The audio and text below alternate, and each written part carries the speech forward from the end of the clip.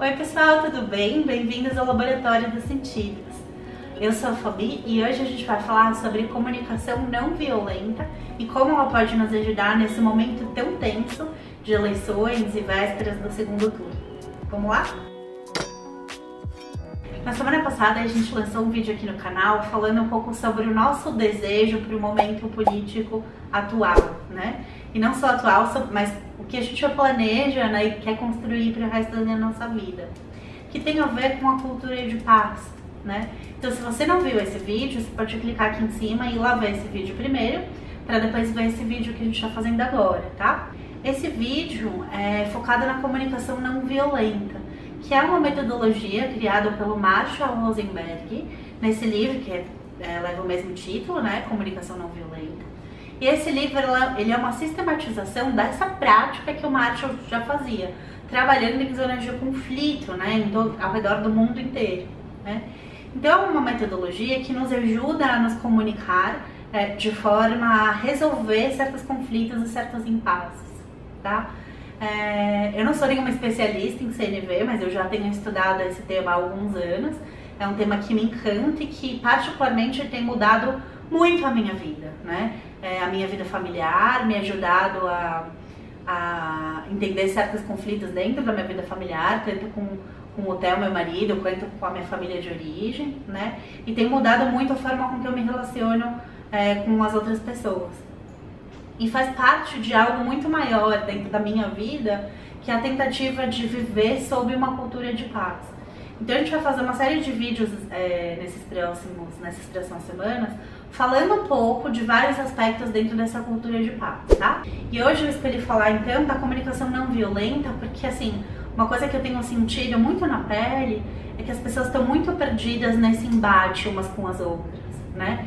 E o que tem surgido desse embate são justamente as raivas, as agressividades, as discordâncias, e que tá um pouco difícil sair desse lugar e ir para um lugar construtivo, né?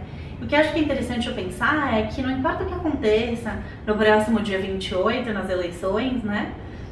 Não importa o que aconteça, a gente vai ter uma grande porção das pessoas que vai estar insatisfeita com o resultado, né?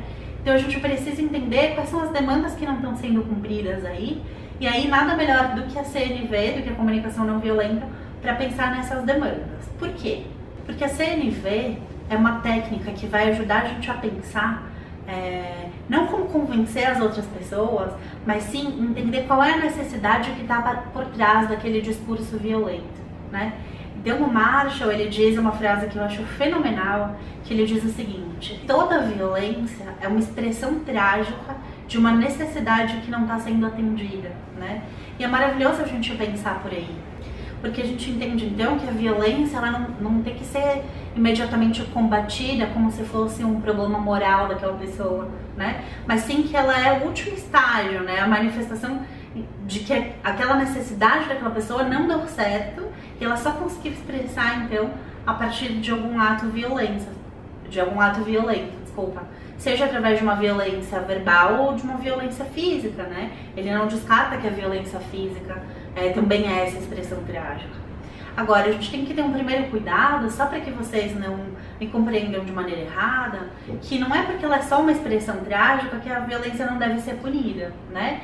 E a gente não tá tentando aqui ser bonzinho ou desculpar as pessoas, não é isso. As pessoas são sim responsáveis pelas suas ações, mesmo quando elas agem de toda boa intenção, de todo bom coração, né? Mas é só pra gente entender como que a gente consegue sair de determinados conflitos, principalmente em relação à nossa comunicação.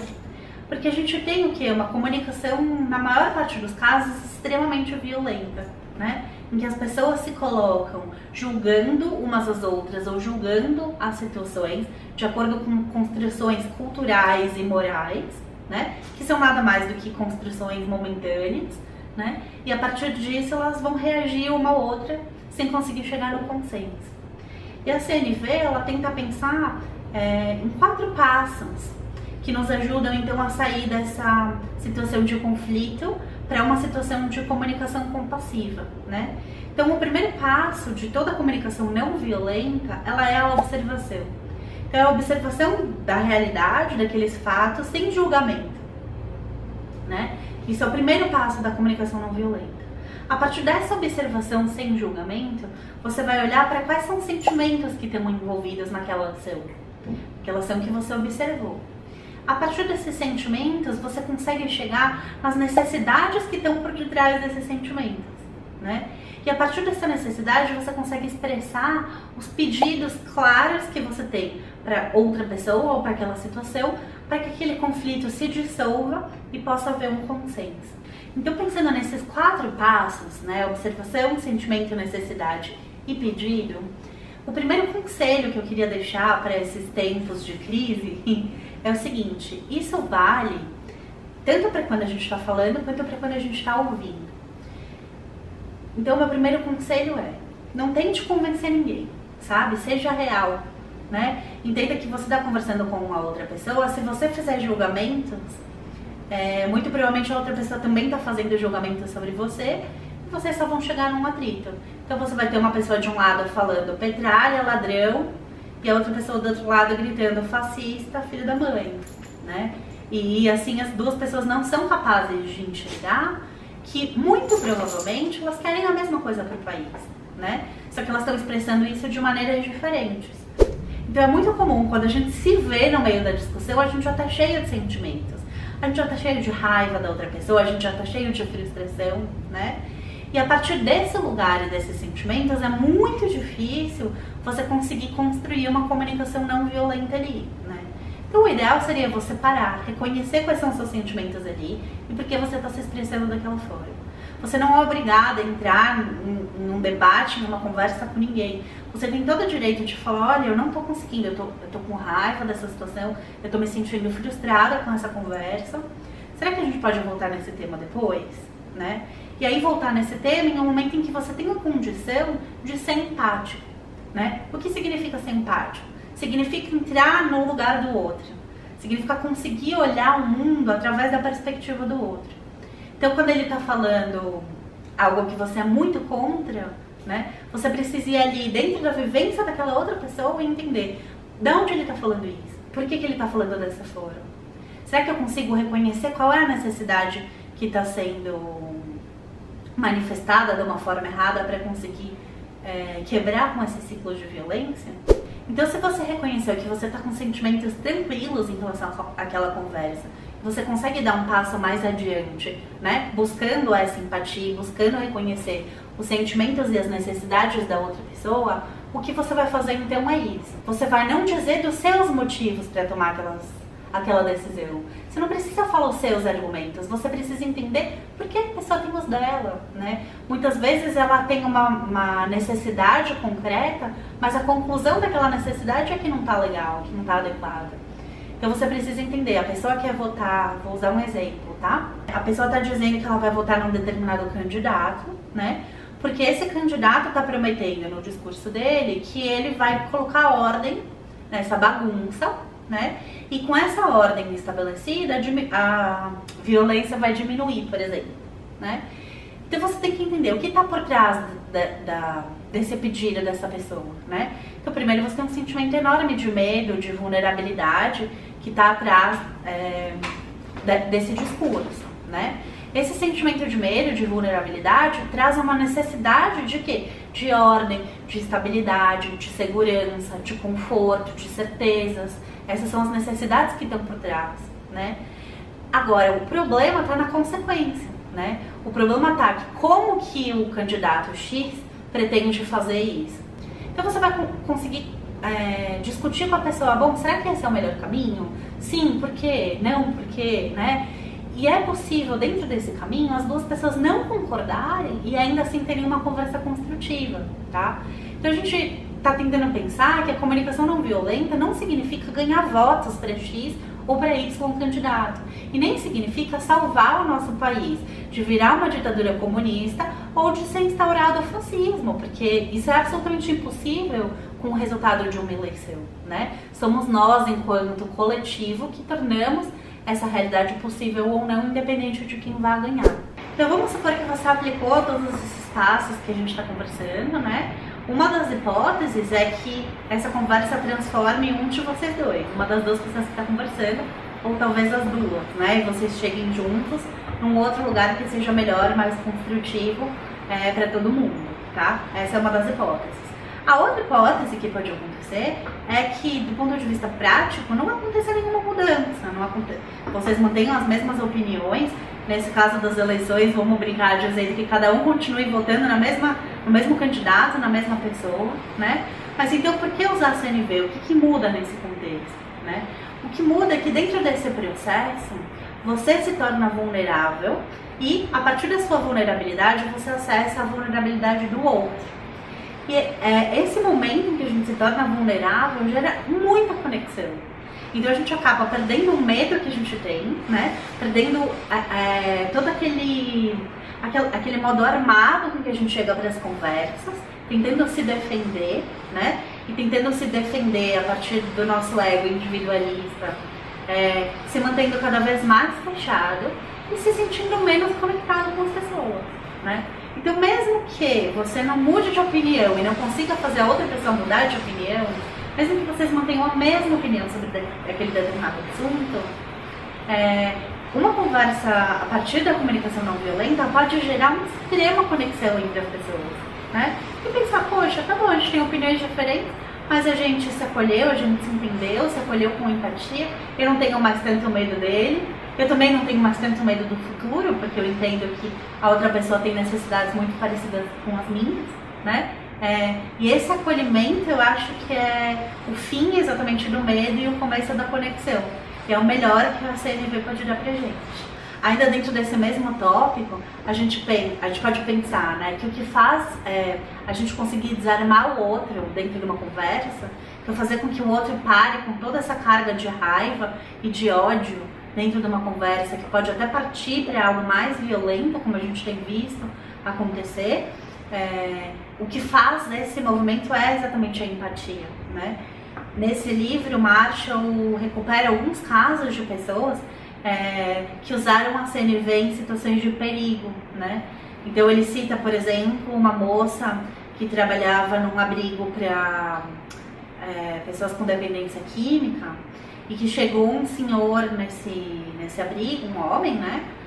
Pedindo um quarto, né? Para aquela noite, mas realmente naquela noite estava tudo ocupado. E aí, quando ela falou que todos os quartos estavam ocupados, o cara ficou muito furioso e partiu para cima dela, subiu em cima dela, derrubou ela no chão, subiu em cima dela e começou a ameaçar ela com uma faca, né? E ela tinha feito justamente um curso de comunicação não violenta naquele período e lembrou dos ensinamentos e conseguiu agir de uma forma diferente do que ela agiria normalmente, né? Que seria de tentar se justificar e dizer que a culpa não era dela, que realmente não tinham quartos, né? Ela começou a tentar entender por que esse cara tá tão bravo, né? E ela começou a fazer algumas perguntas e dizer: nossa, eu entendo que o senhor tá com muita raiva pelo fato da gente não ter quarto. E ele começou a se desarmar ali. Isso é uma cachorra. Raspando no sofá, né? Pode parar um pouquinho pra gente gravar? Pode? Isso. E ele então começou a se desarmar ali com aquela pergunta dela, né? E com aquele reconhecimento dela, reconhecimento da raiva dele. E começou a dizer: ninguém me respeita, ninguém respeita as minhas decisões, tá todo mundo mentindo pra mim. E ela começou a aprofundar então, né, nessa empatia com ele. Falou: nossa, que coisa mais louca, como assim as pessoas não te respeitam? Como elas não respeitam?